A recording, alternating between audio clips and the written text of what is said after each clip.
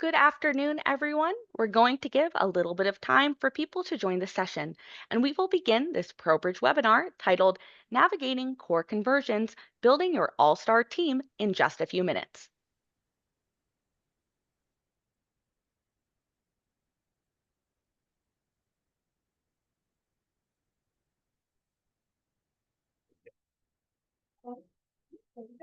Al, who are you?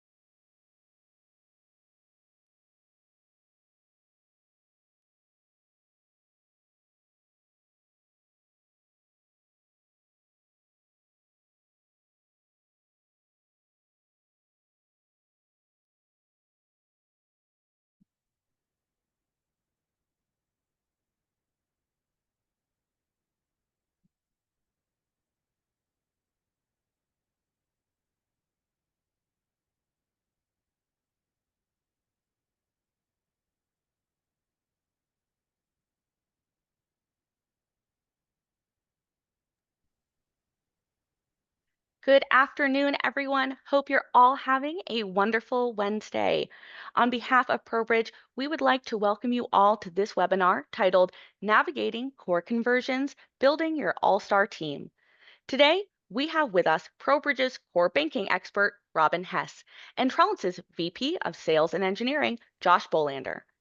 In this webinar, you'll learn how you can ensure your credit union completes its core conversion efficiently and with minimum disruption with the help of ProBridge experts.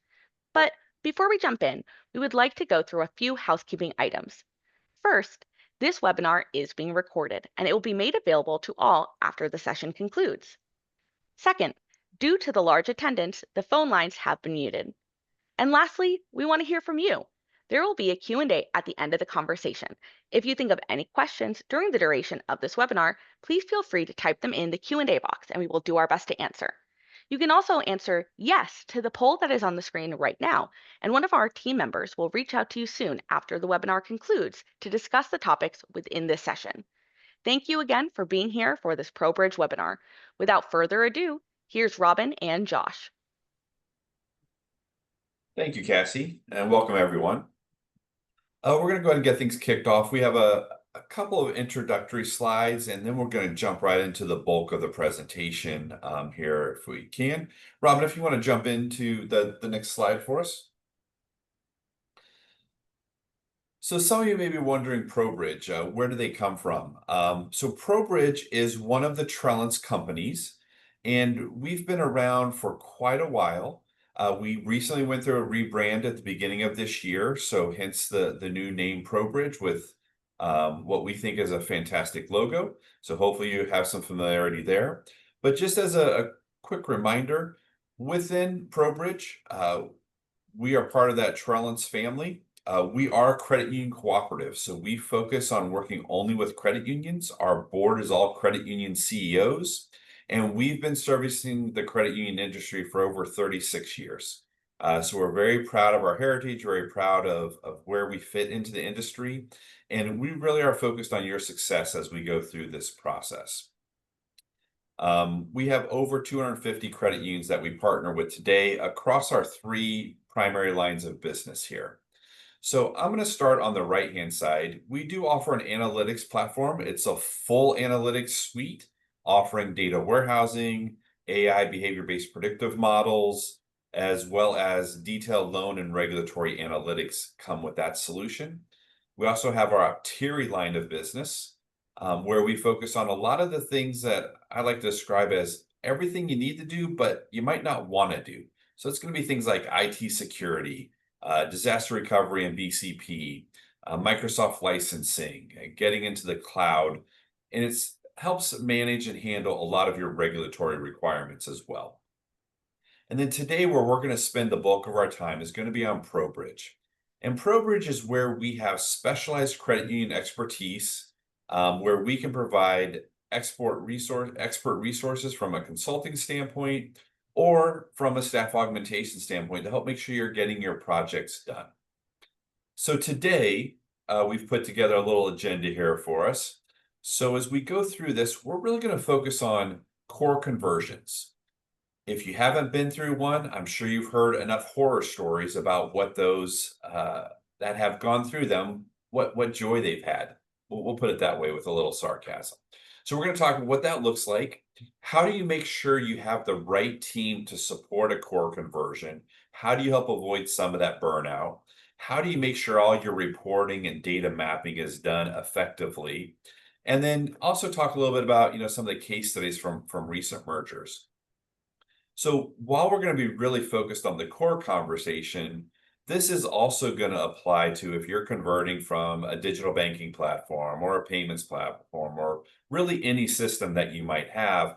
A lot of these same items and we'll call them issues or challenges are going to be present in those situations as well. So if you have one of those type of conversions coming up, know that the same type of philosophy applies, and we have some of the same great resources and capabilities to help you survive it and get through it with flying colors. So with that, again, just to echo what Cassie mentioned, if you would like to ask any questions, feel free to enter them now, or we will have a Q&A at the end. But I'm going to go ahead and turn it over to Robin Hess.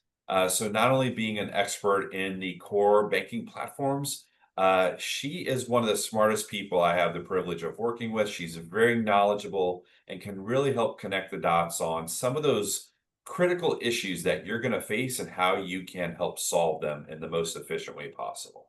So with that, Robin, I'm going to go ahead and turn it over to you and let you get going. Thank you, Josh. Josh is definitely a salesman. So, hi, my name is Robin Hess. I have over 25 years of credit union experience. Started out working in HR and got kidnapped, brought into the IT department and worked in IT and operations. I have been in credit unions since 99. I've been here for a while. Um, I am passionate about credit unions and I am passionate about what they do and how to help them get the best out of theirs. So, we are here to talk about choosing your core and choosing your credit union's future. Now, this is not a merger conversation, although last year was a banner year for mergers. But the idea of mergers brings about the idea of what goes on with core conversions. You start thinking about, who should I gobble up, or who's going to gobble me up? Do they have the right tech stack? That's the idea and the thought process behind a lot of mergers. They're looking at the core evaluations. Sometimes it's a strategic move. You've come up against, you're looking for that digital insight. You're looking to grow your involvement with the younger segment, and you realize that your home banking is not fitting your needs. So you're looking at, hey, maybe I need to look at a different core. Or maybe you're looking at business. Now, here are some of the popular cores and their trade-offs. I know full well bringing this slide up is going to cause some fights. Please don't kill me. Somebody's baby is on here, and I say bad things about your baby, but I say bad things about other people's babies. I also say good things about everybody's baby as well. These are some of the biggest cores out there. And by biggest, I mean these are supporting some of the largest credit unions out there. Miser is stable. It's been there forever. It's also old. It's very old and very expensive. And it's limited in its API. If you'll see from top to bottom, how old are they? And how then they get more modern as they go down from this list, right? Then we've got Jack Henry Scimitar, very scalable, very customizable. Some will argue with me on this. It's got a very user-friendly interface, but they are also really slow to modernize. The best of 1980 technology. Then you've got DNA, real-time Scimitar people. They don't have to go offline to get their backups. They've got a strong data model, right? They are highly customizable and configurable. They're very scalable. And they're incredibly complex. And they've got a steep learning curve. They've also got a steep conversion curve. When you are trying to map a DNA, it takes some doing, right? And then we've got correlation, Keystone, one of the fastest ones on the market right now. Real-time data access, processing, open API, great tax stack. And it's got a conversion wait time. There is a wait time to get in there. And the integration with vendors, you're gonna have to work with your vendors to get that, to get things. They've got things built out for DNA. They've got things built out for Scimitar, but correlations, you're gonna have to work with them. Any questions on this?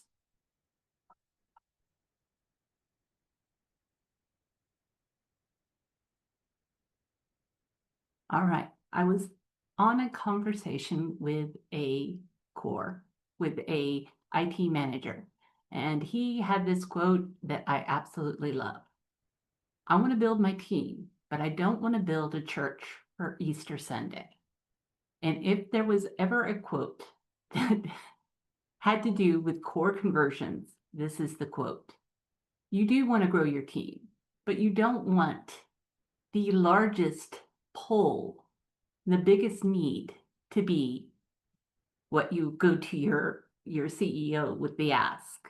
Like, yeah, I need twice the system administrators that I have and twice the programmers I need for this core conversion.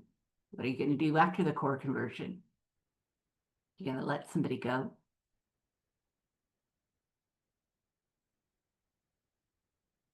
Talking about some of the roles you need during a core conversion, right? You're going to need those internal champions. You're going to need your report writers or your SMEs. Some people call these people your testers, the people that go through and run the test logs. Is everything doing what we expect it to do? Are things running? Can we operate? Can we print receipts? Are we still printing receipts? Trainers. Okay, how do we print receipts? Data owners. You know, if you've got reports, you've got domains, who owns that particular part of the business? And then you need change management leads. It's a culture shift when you go from an account-centric database like Scimitar to a person-centric database like Correlation, right? That's an entire shift in the way that you think as a credit union. You need somebody to help your people with that change, to walk alongside them and cheer them on.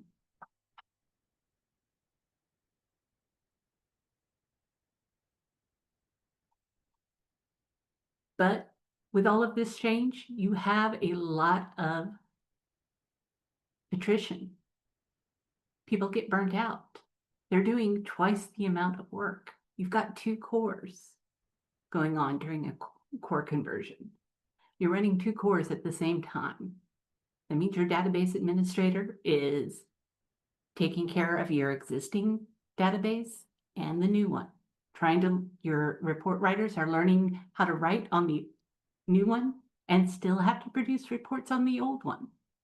They're having to, who's in charge of that now? Who was supposed to take care of that? I thought Jim was over that. No, it's Tom. People don't know who's doing what. And the workload, like I said, the workload has increased for everybody.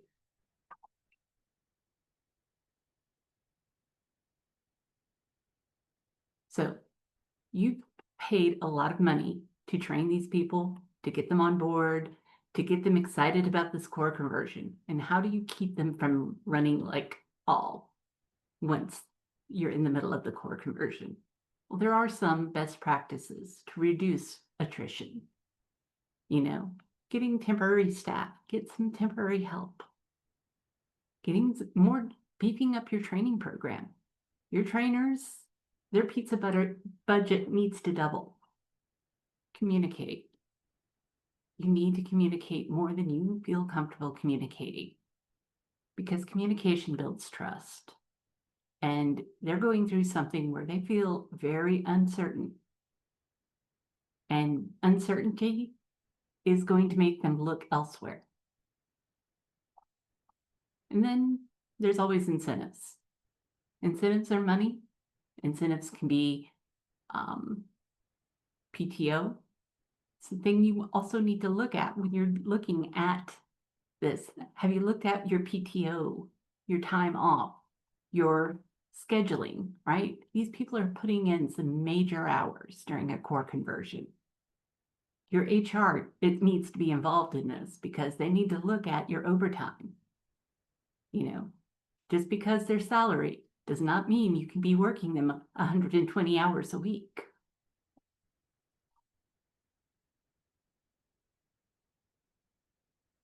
There's external help, right? If you're going through a core conversion, your core vendor will have an implementation team. They may provide you with a project manager. In some cases, they're good. In some cases, they're bad. In some cases, they're meh.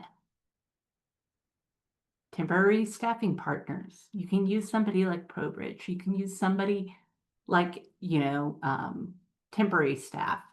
If you just need additional tellers on the line, you need more bodies. Reporting consultants, people to help you with your mapping, people to help you with your report retrofitting. All right, I know I've covered a lot. Are there any questions? None in the chat so far, Robin. All right.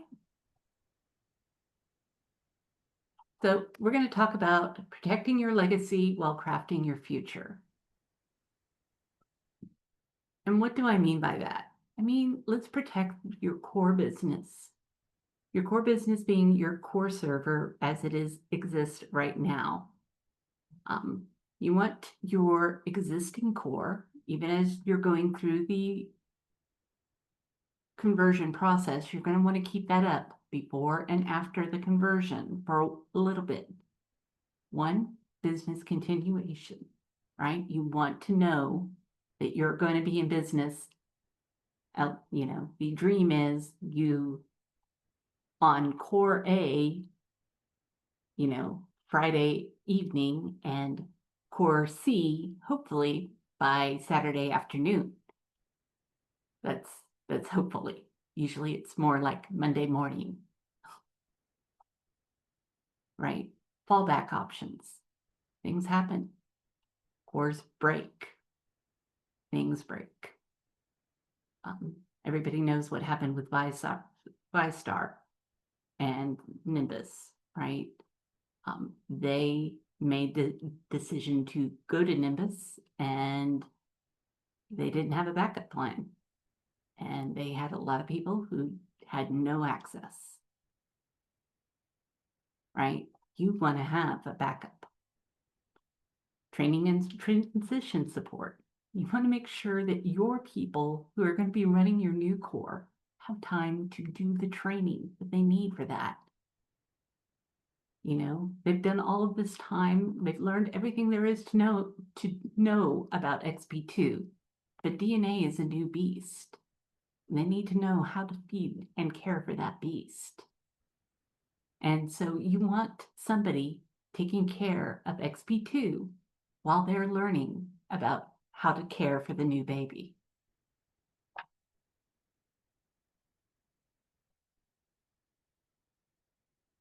So here's some risk mitigation when you were working with dual systems, right? Making sure that you have clear roles, right? I know what I'm doing. Going back to, why do people leave? They leave because they're unsure who does what. If you're clear on what the roles are, that helps. Okay? If you have good protocol, right? This is what good protocol looks like. You've got good control and security, right? The new database and the old database are trying to share the same room. In some cases, maybe one's in the cloud and one is still the server in the room. You still need to have security on both. And again, I'm going to hammer this one home. You need to have good communication skills. You need to be able to talk to one another and listen. Probably listen more than talk. And parallel runs and parallel testing and dry runs, right? Before Friday happens, we should have tested this several times if we're expecting Saturday to be our up day.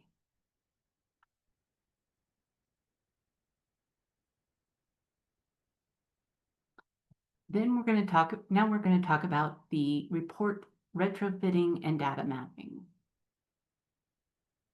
And what do I mean by report retrofitting? Report retrofitting is basically, I have written this report and it is written in English. However, the new system is written in Korean. I am going to need to translate from English to, I need Google to translate from English to Korean.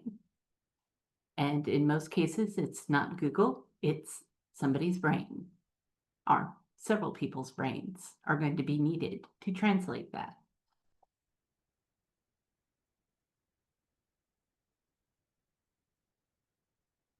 And how do we do it? Like we do most any other IT project. We look at it. We look at what our existing reports are. You want to know the list of your existing reports. This is an excellent time to clean up. I've rarely seen a system where they keep it clean. There are all kinds of reports that you have that somebody hasn't looked at for 20 years. Then you look at what is the gap? What do you have and where do you want to be? Maybe there are some reports that you don't have that you need, right? Especially if we're trying to run parallel. Like, what are my account balances here? And my account balance is here. I need a report that tells me that. That's a gap we have currently, right? Then rebuilding. This is the translation part. I need to translate the report from English to Korean or Korean to English, right? And I need to be able to say that everything over here is over here and they are correct and complete. And that's where I'm doing my testing and my validation.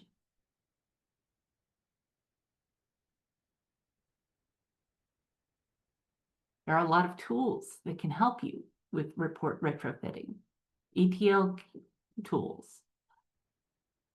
SQL database utilities, BI reporting tools, Crystal reports. There are still credit unions that run mainly on Crystal reports, but that can be part of your gap analysis is, do we want Crystal or do we want to move to Power BI? Core system tools, things like Scimitar's Power On, Fiserv's DNA Query, Keystone's Key Insight, right? Those are all your core systems tools. Data mapping tools, Visio, Lucid Chart, right? These can help. None of these are golden bullets, but they can help.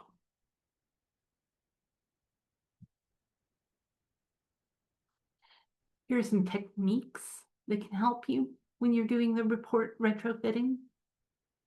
Things like field level mapping, logic transitions, incremental testing,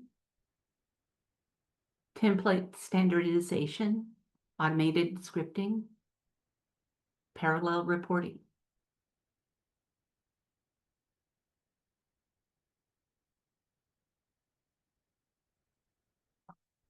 Hey, Robin, as you're going through those, do you mind expanding a little bit around the what goes on in like a mock conversion process and kind of where you can maybe share some of your experience and how you've made the mock conversions as beneficial as possible? So it's similar to a lot of credit unions will do this. Like it's similar to your failover testing. When you have a server that is your offsite server, right, of your same core, right, and you have a list of things that you check on that, right, and you may run parallel transactions on it. So for that day or for that week, you've got tellers that are running the same transactions on two systems, right? You may pick on one branch and say, I want Main Street branch to run all of their checks on both Scimitar and DNA, right? And then at the end of the day, you want to see that both the balances for that branch should come to the same. If they're not, we've got a problem, right? Balancing is a lot of what you're doing for a lot of things. One other comment, and if you want to expand upon this, please feel free to, Robin. But one of the things that we've seen in conversations with credit unions is as you're moving from one core to the next, it's critical to make sure that your key associates are the ones that are getting comfortable with the new core. So, as one of the ways that we've seen as a best practice to help avoid burnout is leveraging like ProBridge resources that come in and help run your core that's going to be retired while your others are able to focus on the newer core platform. So that way it can help free up some time. They can be learning and working on the new core and be better prepared when you go live on that, while we can help you make sure your old core is running properly, there's no issues. We can help maintain some of that. The other area where we've seen as a best practice is we have a lot of resources that are very knowledgeable on report creation, report generation. That's another area where we've seen as kind of a best practice. We can help augment what you're doing there. So those are a couple of areas of best practices where we've seen in working with some of our existing credit union clients, it's been very beneficial. I didn't know, Robin, if you had anything else you wanted to add to that. And then while Robin's adding to that, if there are any questions, please feel free to go ahead and enter those as well. Yeah, so I've come in at a lot of credit unions towards the end of a conversion because the person they had running their prior core left. They left because they were comfortable. They've been running a Scimitar database for 20 years and they have no interest in learning how to run correlation. That's not their plan. Their plan is to stay with what they know, what they're the expert on, right? And it sucks sometimes to be the new, to learn something new. Or they've burnt themselves out. They have completely tied, they've tried to be everything to everybody and they've had a stroke. I've unfortunately had to come in where someone has had a stroke in the middle of their core conversion. Their system administrator had a stroke and they needed somebody to step in and take care of the database for them. Right? Well, let's hope none of you Nobody have wants a that. health emergency, but those things do happen, and that's where we're here to assist. Right. And nobody wants those kind of things to happen. It's best if you can, like I said, take care of your people because they are your most valuable resource. And we're not looking to replace what you've already got. What we're looking to do is help retain them, let them know that they are valued to you, right? Because I am not anybody's replacement. I am their help. I'm their extra set of hands when they need it, right? I'm the person to help them sleep. If they need somebody to come in because they've been up since, late last night and they just finished at 3 a.m. I got it. I can start at 7 and I'll take it from here until you have gotten a disco nap, right? That's the kind of stuff that we can do. But also report writing, right? Taking your existing reports. We've got lots of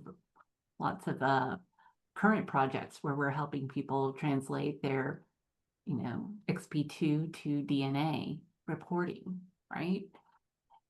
Translations are not so clear cut. DNA is a very normalized database.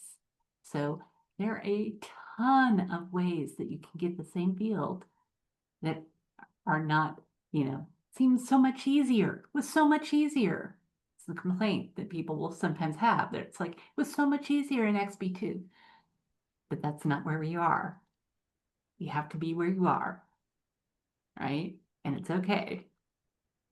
And I'm sure if anybody is on one of the Fiserv cores, what we've been told unofficially, and I want to stress unofficially, is that you'll either end up on Portico or DNA if you are at Fiserv and staying with Fiserv. So just as a quick reference for any of those out there, I'm sure you've already been forewarned of that. Robin, we do have one question that came in from Andrew. It's, has ProBridge assisted on any fully tellerless core conversions? I'm aware of us helping get some ITMs set up as part of the core conversion, but I'm not aware of a fully tellerless core conversion. Yeah, I mean, but ITM, I would need clarification on that. If you mean, have we helped with ITMs? Yes. Fully tellerless, that you mean no human beings are involved in this at all, but you guys are using AI now to take care of your teller transactions. And if you are, can I talk to you? Yeah, it looks like it's more around the ITMs getting set up is my understanding, but Andrew, please feel free to clarify if there's any additional if we failed to answer that question or if you need any additional clarification.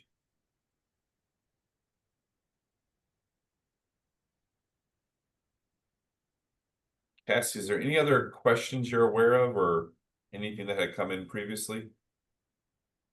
Yeah, are we ready for our Q&A like official period here during our webinar session? I think so. Well, all right.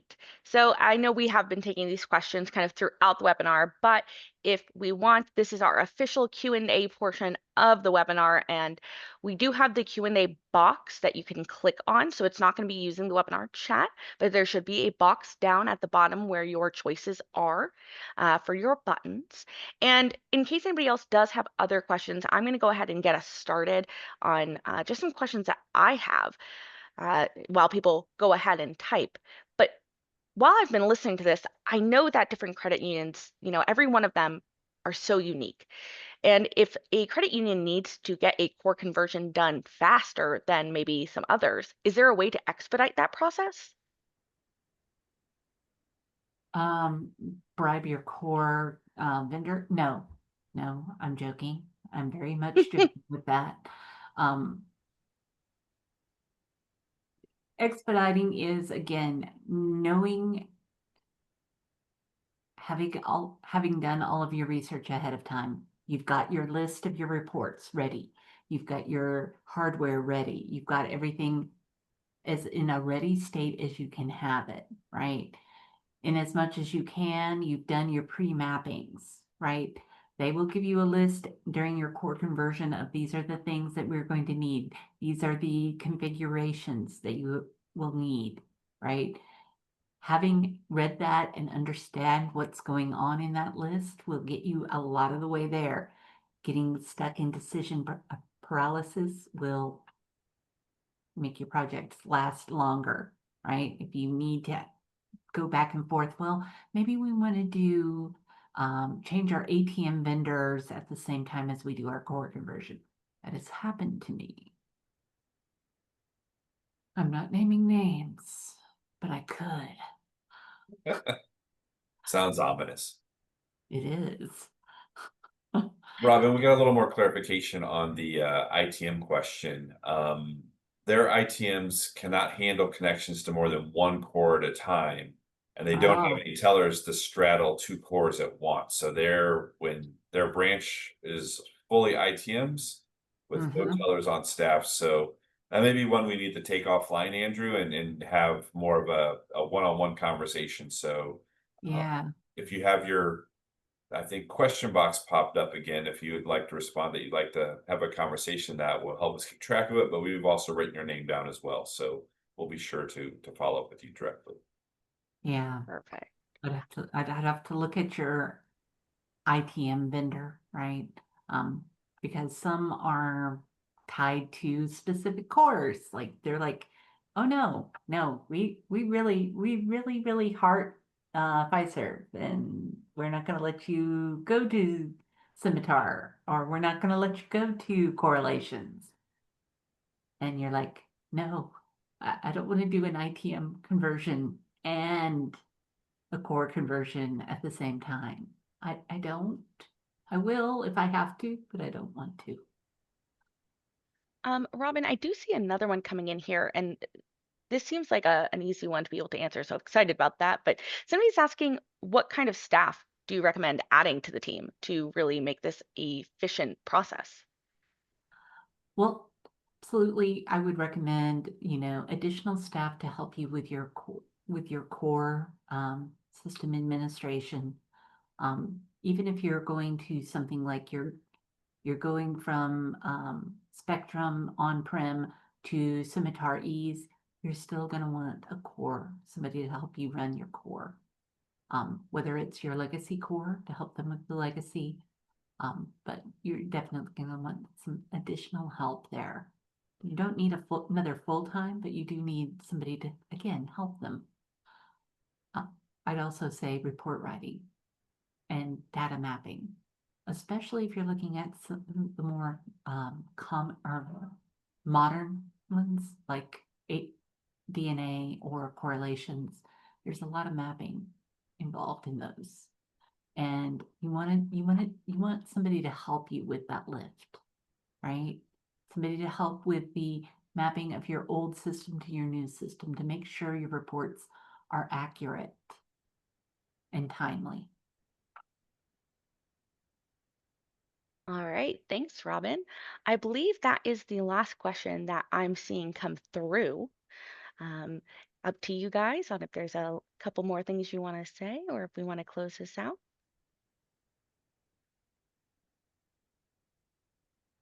I just add in real quick. We know whenever you're going through a system conversion, it's definitely can be a very stressful time.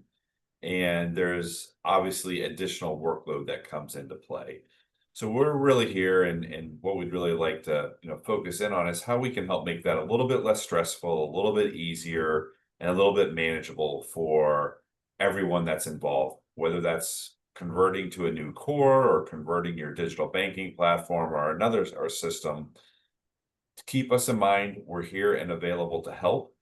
And if you noticed on the question, we are offering a free 1 hour, essentially consultation with Robin around any questions you may have around a core conversion, getting into some of the deep technical differences between some of the more common cores that are out there, and really just a session to be able to pick her brain and kind of identify different areas that we could potentially help or where you may want to be focused on ensuring that you have a smooth conversion onto that new platform. Robin, anything else you want to add? Or I know you've covered a ton, but I know you can also talk a ton and give a lot of information up there. Yeah, I'm passionate about credit unions. I am passionate about technology and the cores that they use to run them, but I'm also well versed in a lot of their systems, right? So if you need help with a, something as simple as a core conversion, or if you just need another set of hands, know that ProBridge is here and we've got the expertise and the people that are willing to help you do whatever it is that you need to do. I like to say you've got business problems and we've got technical solutions. Well All said. right. Well, thank you, Josh and Robin.